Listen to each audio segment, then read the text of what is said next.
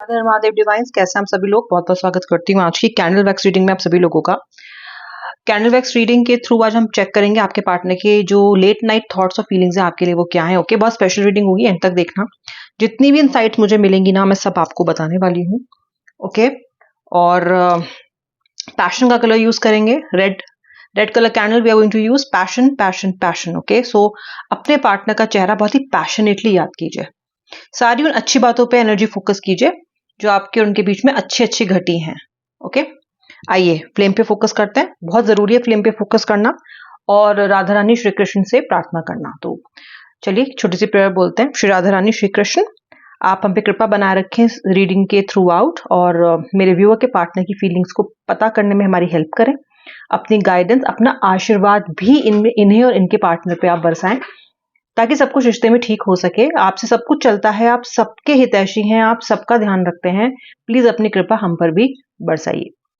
श्री राधे जय जय श्री राधे राधे। ये एक जनरल कलेक्टिव रीडिंग है, सभी के साथ रेजोनेट तो नहीं कर सकती है, फिर भी आपके लिए जरूर कोई ना कोई मैसेज होगा। जितना रेजोनेट करे उतना क्लेम करें, बाकी दूसरों के लिए छोड़ दे, बाकी ड्रॉप कर दे। ओके, पॉजिटिव्स पे फोकस करें। नेगेटिव को जानने को मिले तो परेशान नहीं होना है, ठीक है। मुझे कुछ कार्ड्स भी ट्रैक कर रहे हैं। पहले मैं 2 कार्ड्स निकाल लेती हूँ यहाँ से, बिकॉज मुझे लगता है कि कार्ड्स कुछ कह रहे हैं आज। Okay, I am getting religious factors and forgiving and learning. ठीक है, सो 2 कार्ड्स यहाँ पर आए हैं, ये भी हम रख लेते हैं साइड में। चलिए रीडिंग स्टार्ट करते हैं। देखो गाइस, सबसे पहली चीज तो ये है कि जो आपके पार्टनर है ना, वो इस वक्त किसी बहुत बहुत इंपॉर्टेंट काम में बिजी हैं। ओके, और उस काम पे इनका फोकस इतना ज्यादा अधिक है ना कि इस वक्त कुछ और सोच ही नहीं रहे हैं। ये आज पूरे दिन की एनर्जी इनकी ऐसी रही है कि ये पर्सन ने किसी काम पे बहुत अधिक फोकस किया है। ओके, आज जो मुझे एनर्जी दिखाई दे रही है ना यहाँ पे, वो मुझे कैंसर, पाइसेस और स्कॉर्पियो की दिखाई दे रही है, यानी कि कर्क, मीन और वृश्चिक। मैं आपको एक बात बता दूं, ये जो तीनों ही साइंस जो हैं, ये वाटर साइंस हैं, यानी कि इमोशनल साइंस हैं। इमोशंस को दिखाते हैं ये सबसे अधिक, जिसका मतलब ये है, अगर ये मुझे साइन आज दिख रहे हैं कैंडल वैक्स के थ्रू, उसका मतलब आपका पार्टनर आपको लेके जहां पे वो काम में बिजी है, बहुत ही इंपॉर्टेंट काम में बिजी है, वहीं आपकी याद भी उसको बार बार आई है। ओके, ये पर्सन बैठे बैठे इमोशनल हो रहा है। ओके, इमोशनल होकर फ्रस्ट्रेट हो रहा है। ओके, तो इसने ये सब प्लान नहीं किया है, ये इमोशंस को जानबूझ के फील नहीं कर रहा है। ये इमोशंस इसके अंदर बीच बीच में उमड़ रहे हैं, इसको भी समझ नहीं आ रहा क्या हो रहा है। ओके, समझ ही नहीं आ रहा इनको क्या हो रहा है। मुझे letter I, letter H, letter A, letter C, number 7 दिखाई दे रहा है। ओके, लेटर टी भी दिखाई दे रहा है मुझे आज, लेटर वी, जैसे मैंने आपको बताया। ध्यान रखो, इसका कुछ बहुत अच्छा महत्व हो सकता है। मुझे स्टार भी दिखाई दे रहा है, मुझे नंबर 5 भी बनता हुआ दिखाई दे रहा है आज। ओके, बुद्ध का नंबर है नंबर 5, कम्युनिकेशन का नंबर है। ओके, कम्युनिकेशन मतलब कि पार्टनर से कम्युनिकेशन होने के चांसेस हैं, पार्टनर कम्युनिकेट करना चाहता है, ऐसा लग रहा है। ओके, आपका जो पार्टनर है वो, मुझे ऐसा लगता है कि ना, एक ऐसा व्यक्ति है जो कि किसी दूसरे रिलीजन को बिलोंग कर सकता है। या तो आपके और आपके पार्टनर के बीच में धर्म डिफरेंट है, या फिर आपके और उनके बीच में बहुत अधिक फाइनेंशियल डिफरेंस है, या फिर वो बहुत अलग जगह से आते हैं, आप बहुत अलग बैकग्राउंड से आते हो। कुछ तो मुझे बहुत मेजर डिफरेंस दिखाई दे रहा है आप में और उनमें। ये डिफरेंस एज का भी हो सकता है, एज हो, फाइनेंशियल बैकग्राउंड हो, एजुकेशनल बैकग्राउंड हो, अलग धर्म हो, अलग जाति हो।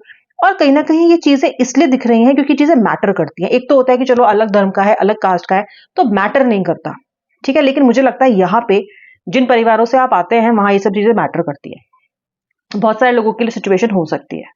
ओके, और ये कहीं ना कहीं कारण है आप दोनों के बीच में। बहुत सारी, कुछ तो चीजें ठीक भी नहीं चल रही हैं, ऊपर से ये भी कारण है आप दोनों के बीच में कि भाई सोसाइटी की तरफ से भी कहीं ना कहीं एक ब्लॉकेज है।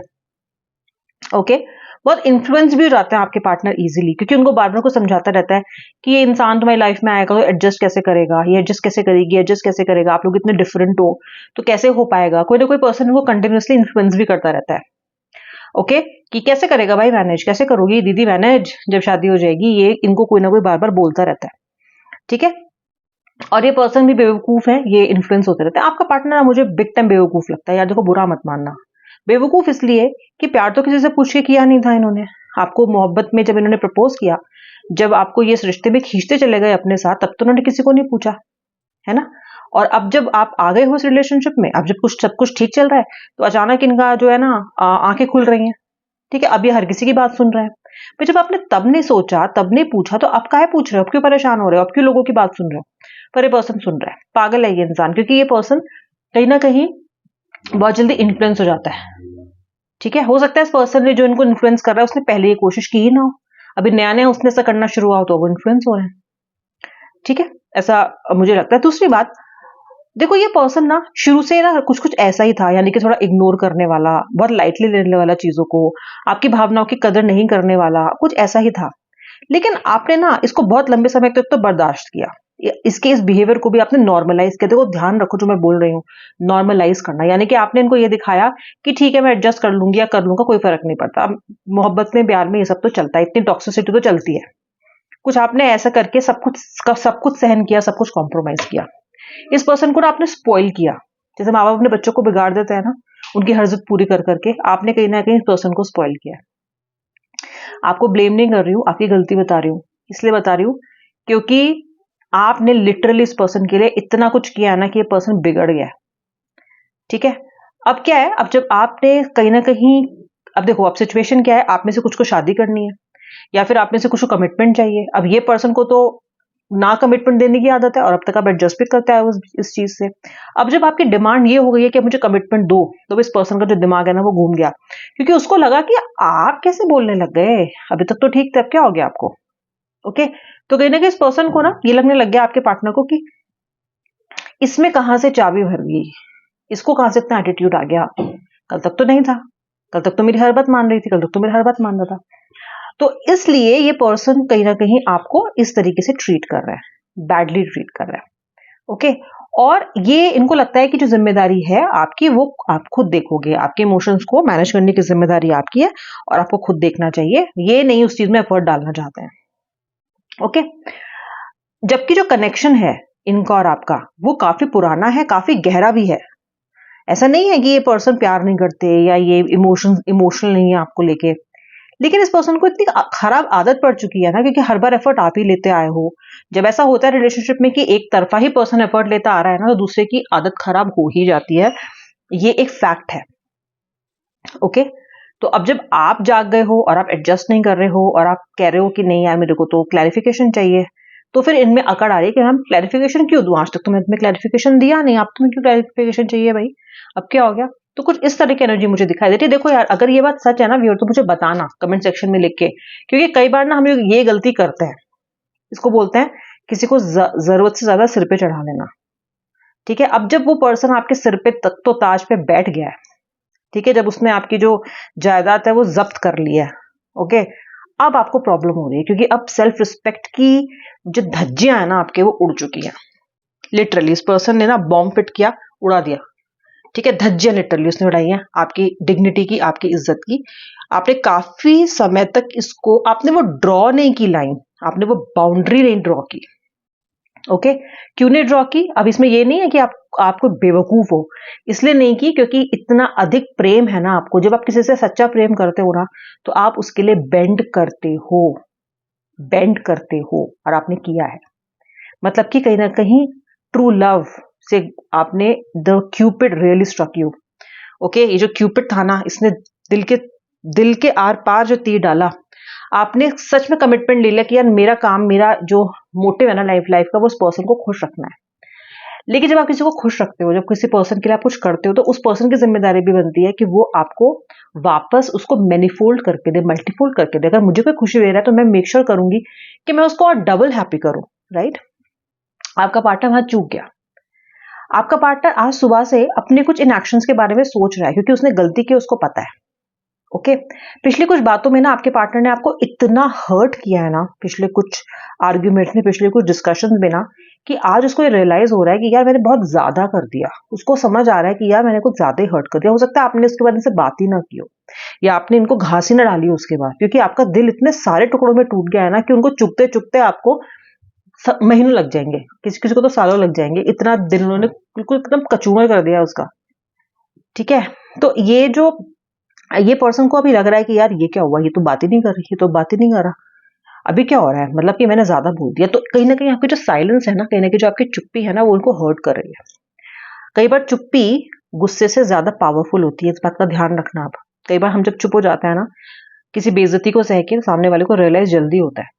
ठीक है, इनको रियलाइज हो रहा है, इन्होंने थोड़ा सा ना, इनकी आंखें भी नम हुई हैं, मॉइस्ट हुई हैं, क्योंकि इन्होंने काफी अब्यूजिव बातें आपको कही हैं। किसी किसी के लिए तो कैरेक्टर की बातें भी कही हैं, गलत इल्जाम भी लगाए। अनफॉर्चुनेट है, बट पार्टनर उसकी रिपेंड कर रहा है, क्योंकि देखो कनेक्शन तो इनका है, एक kind of a soulmate connection है आपका इनके साथ। और जब कोई सोलमेट किसी अपने सोलमेट को दुख पहुंचाता है ना, तो दुख उसको भी होता है। ओके, वो भी नहीं बच सकता उस दुख को फील करने से। ओके, मुझे ऐसा लगता है आपका पार्टनर भूलने का, माफी का और खुद में सुधार लाने की कोशिश कर रहा है। वो रिलीज और हील करना चाहता है पास्ट में हुई चीजों को, और जो चीजें अभी ऑफलेट हुई हैं, और ज्यादा प्यार लाना चाहता है प्रेजेंट मोमेंट्स में। कोशिश तो कर रहा है। ठीक है, वैसे तो आपका पार्टनर बहुत ज्यादा नेगेटिव पे फोकस करता है, लेकिन कोशिश कर रहा है, ये अच्छी बात है। ओके, कहीं ना कहीं पर्सन कोशिश कर रहा है, कहीं ना कहीं मुझे लगता है कि जो इमोशनल मुझे राशियां दिखी थी आज, जो मुझे उनकी एनर्जी दिखी थी, मुझे लगता है आपके पार्टनर को भी इमोशनल अभी ना, एक उनपे एक इमोशनल उन्होंने फील करना शुरू कर दिया आपको लेके। कहीं ना कहीं वो समझ चुके हैं कि आपको हर्ट किया है, आपसे माफी मांगनी पड़ेगी। मुझे लगता है ये पर्सन माफी भी मांगेगा, और कहीं ना कहीं जो उन्होंने आपको हर्ट किया ना, उसकी भरपाई भी करेगा, उनको करनी पड़ेगी भरपाई। ओके, इन्होंने सुबह से इसके बारे में सोचा भी है। ओके, इसलिए मुझे इतनी सारी इमोशनल राशियों की एनर्जी आज दिखी। ओके, और आपके पार्टनर भी इन राशियों से संबंधित हो सकते हो। ठीक है, तो देखो माफी जब मांगेगा तो आप क्या कहते हो। ओके, लेकिन गाइस, जब रियूनियन होगा ना, तो मेक श्योर करना, या जब आपसे इनकी बात होगी नेक्स्ट, तो मेक श्योर करना कि आप एक बाउंड्री सेट करके रखो। ऐसे अपने जो डिग्निटी है ना, उसको इतना कॉम्प्रोमाइज मत होने दो। ओके, ऐसा मत होने दो। आप बहुत हर्ट हो रहे हो, क्योंकि ऐसे इंसान ना 2-3 दिन तक ठीक रहता है, फिर वैसा ही हो जाएगा वापस। रियूनियन होना इज नॉट बिग। रियूनियन होने के बाद वो पर्सन कितने दिन टिकेगा आपके साथ ना, दैट इज इंपॉर्टेंट। तो बाउंड्री सेट करो। ओके, ऐसे धज्जे मत उड़वाओ अपने डिग्निटी का आप। Okay, you are also human being and you deserve respect, you also deserve safety, you also deserve love and care. Okay, हम सब सोशल लोग हैं, सबको प्यार की जरूरत होती है। ओके, केवल गिविंग होके काम नहीं चलता। ठीक है, चलो ये आपकी रीडिंग थी आज। Thanks for watching till the end. मुझे बताना कमेंट सेक्शन में लिख के जो भी इमोशंस आप फील करो इस रीडिंग के टाइम में, मुझे मेरे लिए इंपॉर्टेंट है जानना, ताकि मैं अपनी रीडिंग्स को इम्प्रोवाइज कर सकूं अगर मुझे कोई फीडबैक आपसे मिलता है तो। एंड जरूर से आप अगर सब्सक्राइब नहीं किया मुझे सब्सक्राइब भी कर देना। अब मैं मिलूंगी नेक्स्ट रीडिंग में, तब तक के लिए जय श्री राधे राधे, हर हर महादेव।